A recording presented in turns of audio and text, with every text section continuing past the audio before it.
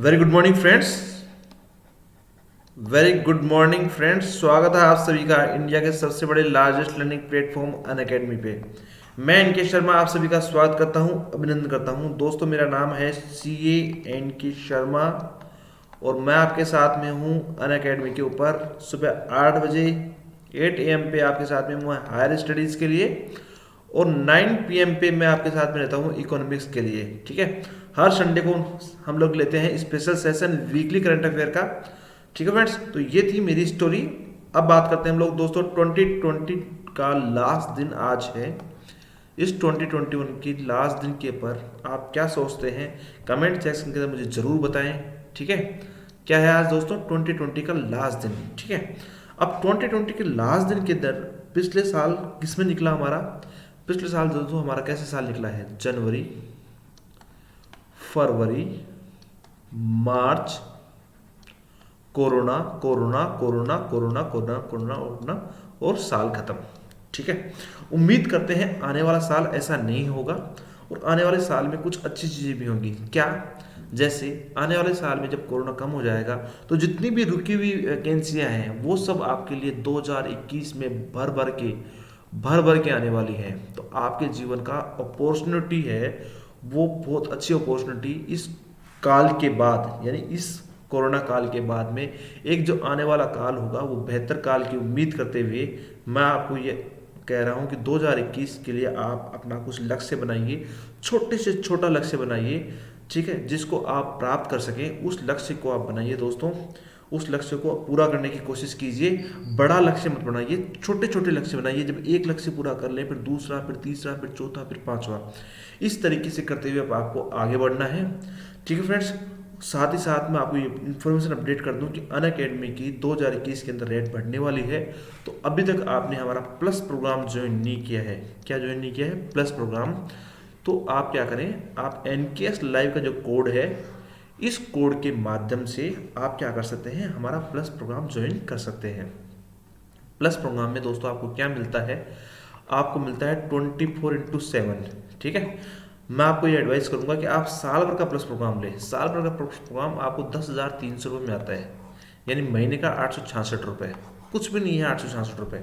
और ये फीस 10,300 बढ़ के कितनी होने वाली है, 15,000।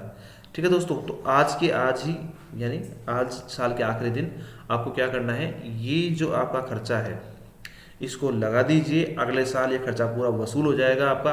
2021 पूरी आपके लिए अनलॉक हो जाएगी। जितने भी लेक्चर होंगे मेरे या किसी और टीचर के, यहाँ पे हजारों टीचर हैं अकेडमी के अंदर, सबके कोर्स आपके लिए अनलॉक हो जाएंगे।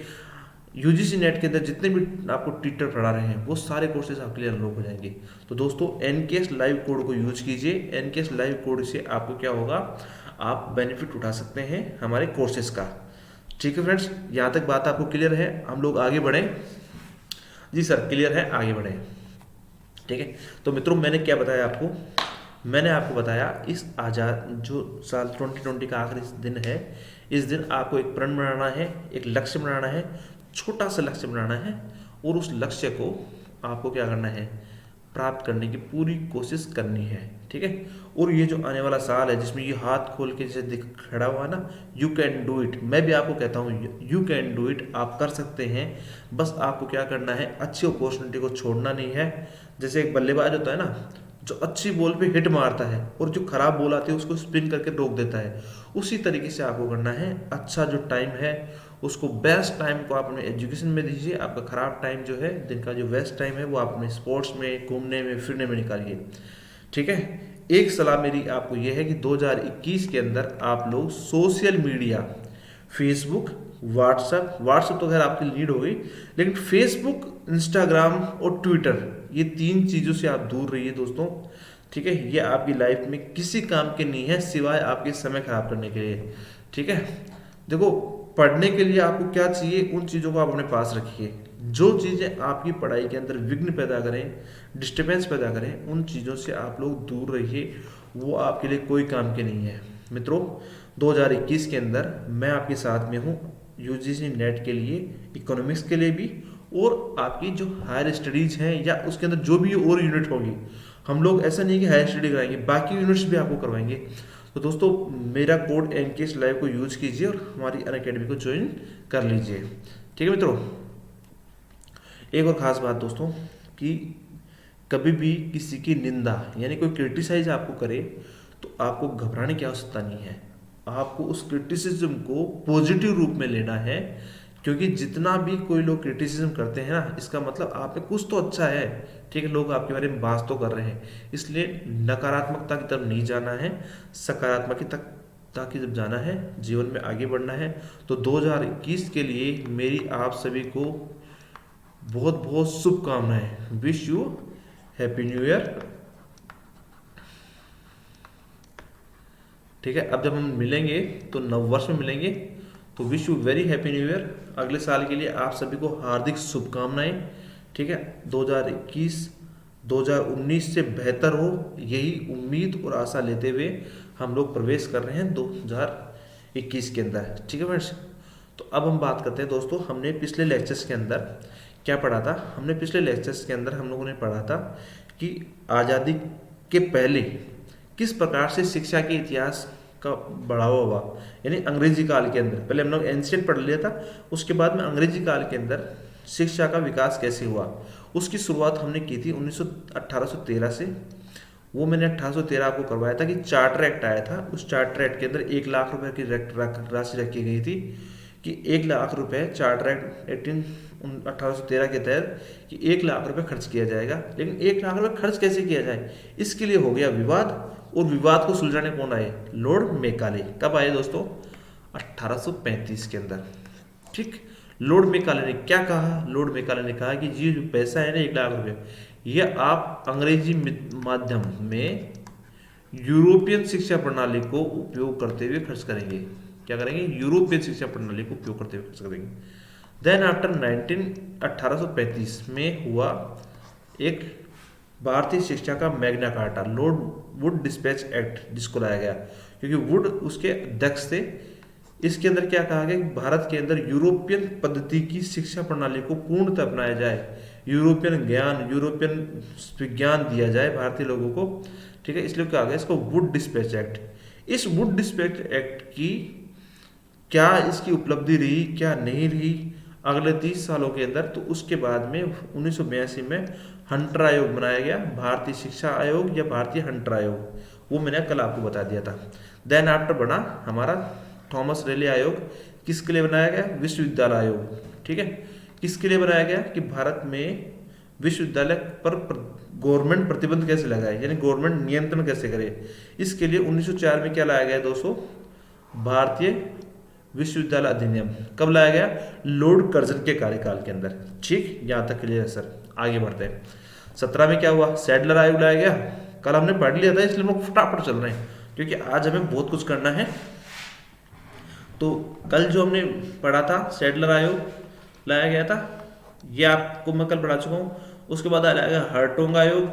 ठीक है, हर्टोंग आयोग की एक बड़ी सिफारिश क्या थी कि इसकी सिफारिश के आधार पर 1935 में केंद्रीय शिक्षा सलाहकार बोर्ड का पुनर्गठन किया गया। ठीक है, और माइकल सैडलर ने क्या लेके आए, त्रिवर्षीय पाठ्यक्रम, कॉलेजों में 3 साल की जो शिक्षा है उसको ये लेके आए थे।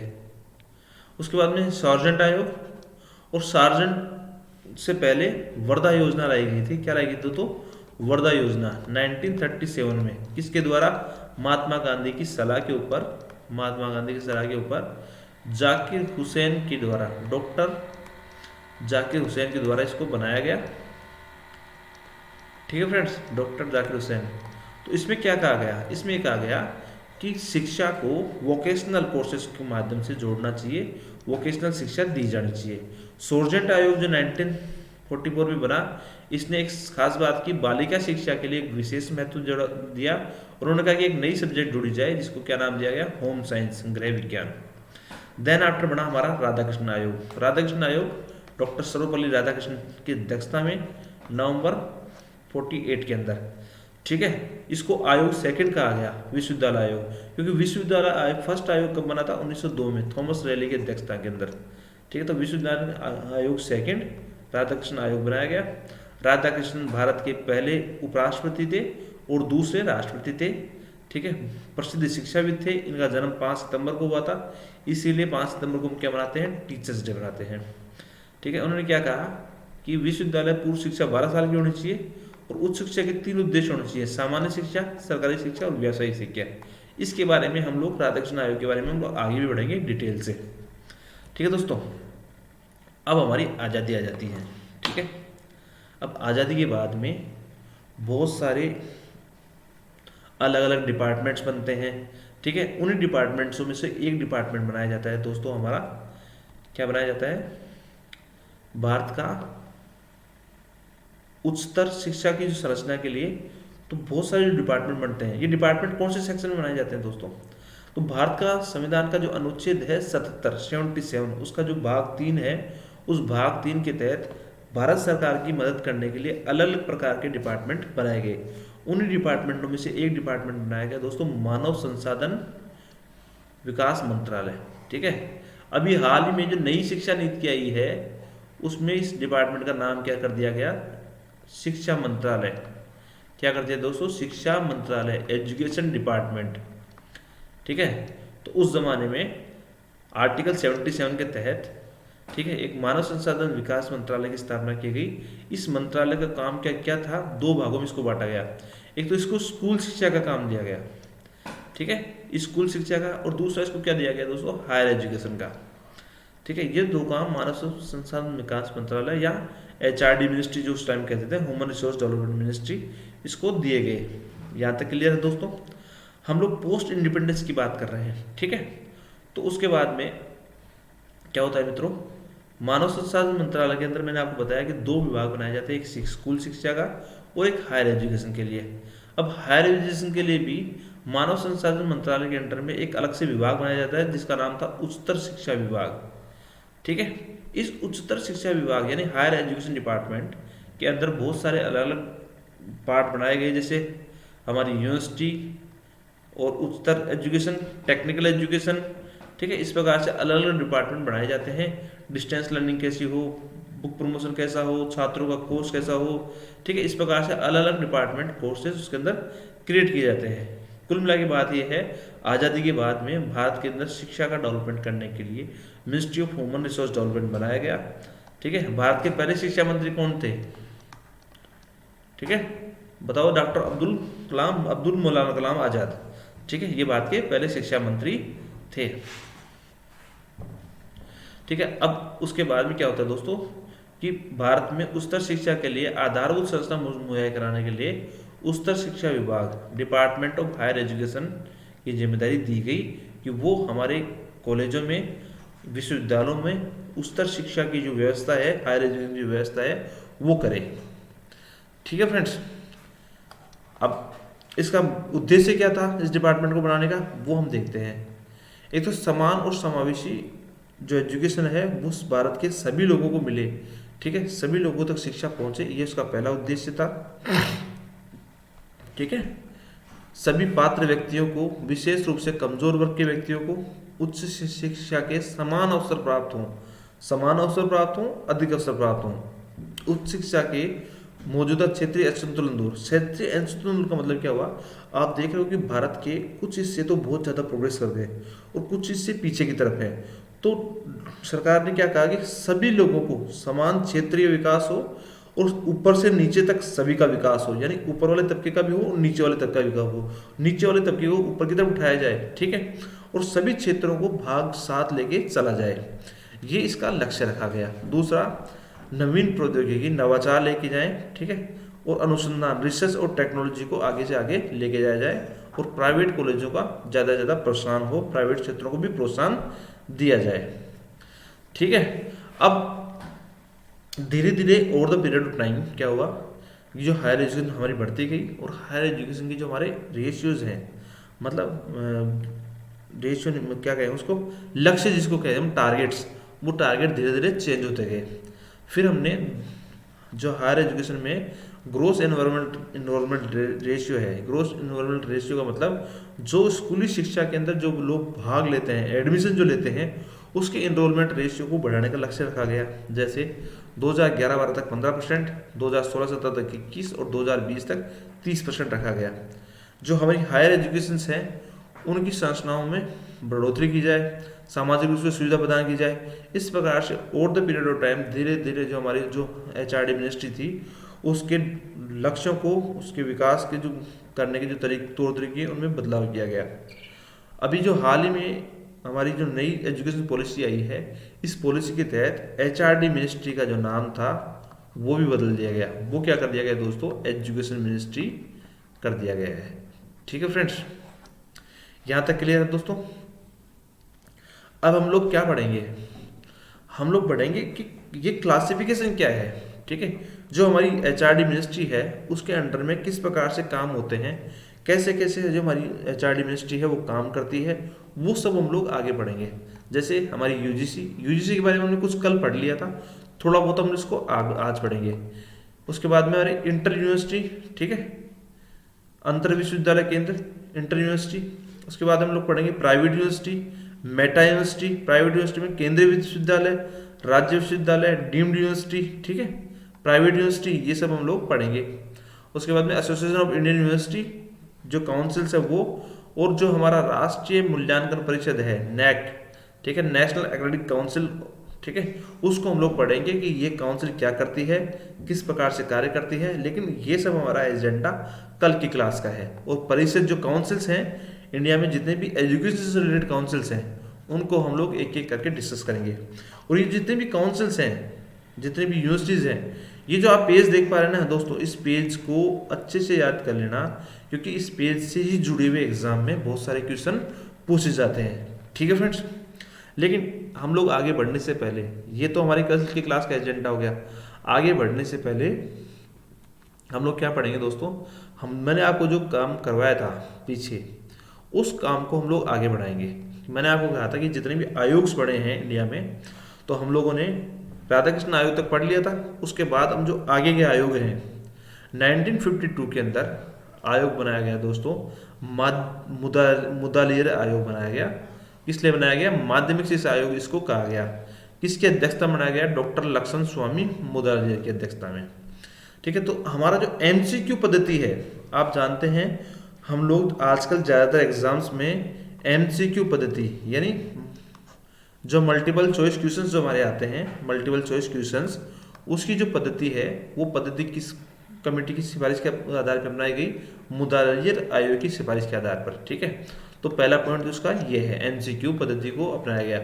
दूसरा पॉइंट क्या है दोस्तों, कि उच्च और हायर एजुकेशन जो है, हमारी हायर एजुकेशन के पाठ्यक्रम में एक अनिवार्य कोर विषय रहे। यानी आपको जब आप 11वीं क्लास में एडमिशन लेते हैं तो आप क्या करते हैं, या आप कॉमर्स लेते हैं, आप आर्ट्स लेते हैं, या आप साइंस लेते हैं, ठीक है, तो आपको एक पर्टिकुलर सेगमेंट में एडमिशन लेना होता है। तो इस कमेटी की बात की सिफारिश भी किसने की थी, मुदालियर आयोग ने। ठीक, क्योंकि हम लोग वर्तमान में क्या लेते हैं, ये तो कॉमर्स ले रहे हैं, हिस्ट्री ले रहे हैं, ठीक है, आर्ट्स ले रहे हैं या साइंस ले रहे हैं, तो इस बात की सिफारिश भी किसने की थी, मुदालियर आयोग ने की थी। और 12वीं कक्षा को विश्वविद्यालय से जोड़ दिया जाए, और बहुविद्यालय, अब आज से पहले आप ध्यान दो, पुरानी जो एजुकेशन थी 80 से पहले की, तो वहाँ पे आपको 11वीं क्लास के बाद में ही एक कॉलेज में एडमिशन लेना पड़ता था। ठीक है, 11वीं क्लास के बाद आपको कॉलेज में एडमिशन लेना पड़ता था। तो पुरानी माध्यम में ये था। अभी हम लोग किस स्कीम में है, 10+2+3। अब फिलहाल हम लोग इस स्कीम में है, 10+2+3 की स्कीम में।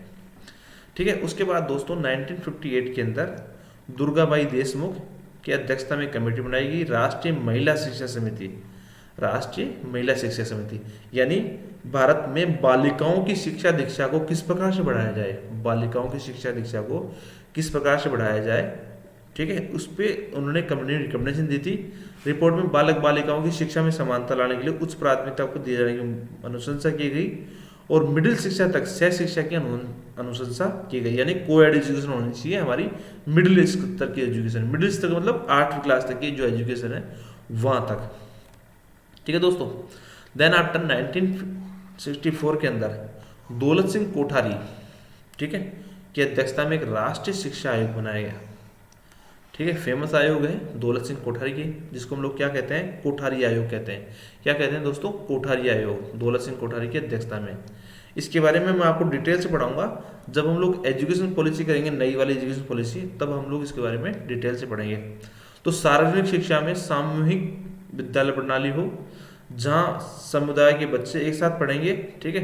यानी एक कम्युनिटी स्कूल की इसके अंदर बात की गई है कि कम्युनिटी स्कूल बनाई जाए, ठीक है, जहाँ सभी बच्चों को एक साथ पढ़ाया जाए, एक कॉमन पाठ्यक्रम हो, एक कॉमन एजुकेशन फिनोमिना का पाठ्यक्रम लेके आया जाए, जिसमें बच्चों को उस पाठ्यक्रम के साथ साथ क्या विज्ञान और गणित की शिक्षा भी साथ साथ दी जाए, ठीक है फ्रेंड्स। और माध्यमिक स्तर की जो शिक्षा है वो बच्चों को क्या दी जाए दोस्तों, अपनी भाषा के अंदर दी जाए, ठीक है फ्रेंड्स। तो ये सब मैं आपको आयोग क्यों पढ़ा रहा हूँ दोस्तों, ये आयोग इसलिए पढ़ा रहा हूँ कि एग्जाम में बहुत बार कोई भी आयोग का साल पूछा जाता है, किसी की अध्यक्षता बनाया जाता है और उनकी सिफारिशें क्या रही, ऐसे सवाल एग्जाम में बहुत सारे आते हैं, ठीक है। या फिर आपके लिए क्या आएंगे, 3 आयोग इधर लिख देंगे और साल इधर लिख देंगे, ठीक है। उसके बाद आपको बोलेंगे इसका इससे मिलो, इसका इससे मिलो, कौन सा सही है, कौन सा क्रम सही है। तो क्रोनोलॉजी और ये क्रॉस कनेक्शन, ये दोनों क्वेश्चंस बनते हैं, ठीक है। इसलिए भी ये जो आयोग है वो इम्पोर्टेंट है आपके एग्जाम पॉइंट ऑफ व्यू से। उसके बाद 1978 के अंदर दोस्तों ताराकुंडे समिति बनाई गई, शिक्षा के सभी लोगों के लिए दी जाए, ठीक है। ताराकुंडे समिति बनाई गई 1970 के अंदर। इसमें इस चरित्र निर्माण तथा संवर्धन और वैज्ञानिक दृष्टिकोण के सांस्कृतिक मूल्यों का विकास और शारीरिक शिक्षा को बढ़ावा दिया गया, ठीक है। ताराकुंडे समिति 1978 वीएस ताराकुंडे की अध्यक्षता में। Now the next question is that कि 1986 के अंदर जो हमारी एजुकेशन पॉलिसी को हम लोग सेपरेटली पढ़ेंगे, ठीक है, वो हमने छोड़ा यहाँ पे, क्योंकि एजुकेशन पॉलिसी को जो पहले एजुकेशन पॉलिसी आई और जो वर्तमान में एजुकेशन पॉलिसी आई उसको हम लोग अलग से पढ़ेंगे अगली क्लास के अंदर। तो आचार्य राममूर्ति समिति बनाई गई, ठीक है, किसने बनाई गई, 1990 में। जो राष्ट्रीय शिक्षा नीति हमारी पहली राष्ट्रीय शिक्षा नीति जो हमारी आई थी उसकी समीक्षा करने के लिए ये आचार्य राममूर्ति कमेटी बनाई गई, ठीक है। और देन आफ्टर 1993 में हमने बनाई प्रोफेसर यशपाल कमेटी। जो यशपाल कमेटी ने क्या रिकमेंडेशन दी थी कि भाई स्कूल में बच्चों का जो बैग बढ़ रहा है उसका बोझ कैसे कम किया जाए, पाठ्यक्रम को कम कैसे किया जाए, बच्चों को कम शिक्षा लेकिन गुणवत्ता की शिक्षा किस प्रकार से दी जाए, ये हमने की थी प्रोफेसर यशपाल कमेटी की अध्यक्षता में जो कमेटी थी उसकी रिकमेंडेशन थी, ठीक है दोस्तों। तो इस प्रकार से हमने ये सारे आयोग डिस्कस कर लिए हैं। नाउ द नेक्स्ट पॉइंट मैंने आपको बताया था कि हम लोग ईश्वरचंद्र विद्यासागर के बारे में जरूर पढ़ेंगे, ठीक है दोस्तों। तो ये आयोग हमने कर लिए हैं, मिनिस्ट्री ऑफ जो ह्यूमन रिसोर्स कैसे बनी उसके बारे में हम लोग डिस्कस कर लिया है। यूजीसी के बारे में कुछ थोड़ा बहुत हम लोग पढ़ चुके हैं, थोड़ा बहुत हम लोग आज टाइम मिला तो आज पढ़ेंगे, नहीं तो कल से पढ़ेंगे। और कल के बाद जो हमारी क्लास चलेंगी वो सब पोस्ट इंडिपेंडेंस में चलेंगी, बहुत ही इंपॉर्टेंट क्लासेस हैं दोस्तों। ईश्वरचंद्र विद्यासागर कौन थे? ईश्वरचंद्र विद्यासागर का जन्म दोस्तों 26 सितंबर 1920 को हुआ। ये मैं क्यों पढ़ा रहा हूँ, क्योंकि मैंने आपको पिछली क्लास के अंदर ये कहा था कि हम लोग ईश्वरचंद्र विद्यासागर को जरूर पढ़ेंगे, क्योंकि वो भारतीय शिक्षा के अंदर उन्होंने बहुत अच्छा काम किया था, स्पेशली बालिका शिक्षा के लिए। तो 29 सितंबर 1920 को उनका जन्म हुआ, 19 जुलाई 1891 को इनका देहांत हो गया। कौन थे? महान दार्शनिक, शिक्षाविद, समाज सुधारक, लेखक, अनुवादक, मुद्रक और एक उद्यमी भी थे। लेकिन संस्कृत की इनकी जो शैली थी ना, संस्कृत में ये माहिर थे। संस्कृत और बंगाली जो भाषा थी मित्रों, बंगाली भाषा की जो लिपि है, बंगाली भाषा की जो लिपि है उसका आविष्कार भी ईश्वरचंद्र विद्यासागर ने ही किया था, ठीक है। अब ईश्वरचंद्र विद्यासागर का जीवन की उपलब्धियां क्या क्या है, ठीक है। एक तो संस्कृत भाषा और दर्शन में अगाध पांडित्य के कारण विद्यार्थी जीवन में उन्होंने संस्कृत कॉलेज ने उन्हें क्या उपाधि दी, उनका नाम क्या था पहले? ईश्वरचंद्र। उसके बाद उनको विद्यासागर की उपाधि प्रदान कर दी। नारी शिक्षा के प्रबल समर्थक थे, नारी शिक्षा के प्रबल समर्थक थे। और कलकत्ता और उसके आसपास के एरिया में उन्होंने बहुत सारे बालिका विश्वविद्यालयों की स्थापना करी, ठीक है। विधवा पेनोरवा मतलब विडोज का जो दोबारा से शादी करवानी चाहिए, इसके लिए उन्होंने एक लोकमत तैयार करवाया। उन्होंने बहुत सारे पत्र जो उस जमाने में जो गवर्नर जनरल थे उनके पास पहुंचाए, और उन्हीं के प्रयासों से 1856 के अंदर 1856 में दोस्तों विधवा पुनर्विवाह कानून पारित किया गया। और इन्होंने अपने पुत्र की शादी भी एक विधवा के साथ करवाई ताकि समाज में संदेश जाए। क्योंकि वो आज सोचो कि आज से 200 साल पहले, ठीक है, 150-200 साल पहले किसी महिला के साथ किस प्रकार का व्यवहार होता होगा अगर वो विधवा हो जाती होगी। तो उस भावना को उन्होंने बहुत उसके लिए एक बड़ा बड़ा लोकमत तैयार किया। और उस ज़माने में अंग्रेजों के पास रिक्वेस्ट करके, हाथ जोड़ के, निवेदन करके किसी प्रकार से उन्होंने प्रस्ताव को पारित करवाया। 1956 के अंदर विधवा पुनर्विवाह कानून पारित करवाया। ठीक है फ्रेंड्स, एक तो उनकी उपलब्धि ये है। दूसरा, उन्होंने बांग्ला लिपि का आविष्कार किया। बांग्ला लिपि, वर्तमान में जिस भाषा में बांग्ला लिपि लिखी जाती है, उसका आविष्कार भी ईश्वरचंद्र विद्यासागर ने किया।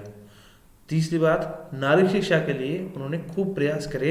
इसी क्रम में उन्होंने 35 स्कूल खुलवाए। ठीक है, 35 स्कूल केवल और केवल महिला शिक्षा के लिए उन्होंने खुलवाए हैं। तो दोस्तों, ये थे ईश्वरचंद्र विद्यासागर, जिनके बारे में मैंने आपसे कहा था कि मैं थोड़ा सा आपको डिस्कस करूंगा उसके साथ में। ठीक है फ्रेंड्स, अब हम बात करते हैं आगे की। तो दोस्तों, कल की क्लास में हम लोग यहाँ से शुरू करेंगे और हमारा कल की क्लास का जो टॉपिक होगा वो पोस्ट इंडिपेंडेंस जो है, आज़ादी के बाद में किस प्रकार से यूनिवर्सिटियों का डेवलपमेंट हुआ, किस प्रकार से यूनिवर्सिटी बनी, ये जो हमारी केंद्रीय यूनिवर्सिटियाँ हैं ये क्या होती हैं, ये राज्य यूनिवर्सिटी क्या होती हैं, डीम्ड यूनिवर्सिटी क्या होती हैं, स्टेट यूनिवर्सिटी क्या होती हैं, प्राइवेट यूनिवर्सिटी क्या होती हैं, इनमें अंतर क्या होते हैं, इस पेज को हम लोग अगले 2-3 दिन डिस्कस करेंगे। क्योंकि बहुत क्वेश्चन निकलते हैं यहाँ से, बहुत क्वेश्चन निकलते हैं। तो एक एक चीज़ को हम लोग अच्छे से डिस्कस करते हुए आगे बढ़ेंगे। कोई जल्दी नहीं है हम लोगों को। आधे घंटे की हमारी क्लास होती है। आधे घंटे की क्लास के अंदर हम लोग जितना पढ़ सकते हैं उतना हम लोग करेंगे। ठीक है फ्रेंड्स, क्लास आपको कैसी लगी आप मुझे ज़रूर बताएं। और आपको नववर्ष की बहुत बहुत शुभकामनाएं। अब जब हम लोग मिलेंगे तो नववर्ष वाले दिन के मिलेंगे। तो आप सब लोग दोस्तों, मैं फिर आपसे रिक्वेस्ट कर रहा हूँ कि अनअकैडमी अपनी सब्सक्रिप्शन की फ़ीस बढ़ा रही है। तो अगर अभी तक आपने हमारा सब्सक्रिप्शन नहीं लिया है तो NKS लाइव कोड के माध्यम से आप हमारा सब्सक्रिप्शन ले सकते हैं। ठीक है फ्रेंड्स, ज़रूर लीजिए सब्सक्रिप्शन। मिलते हैं दोस्तों परसों, कल, यानी आप सभी का शुभकामनाएं। Thank you very much.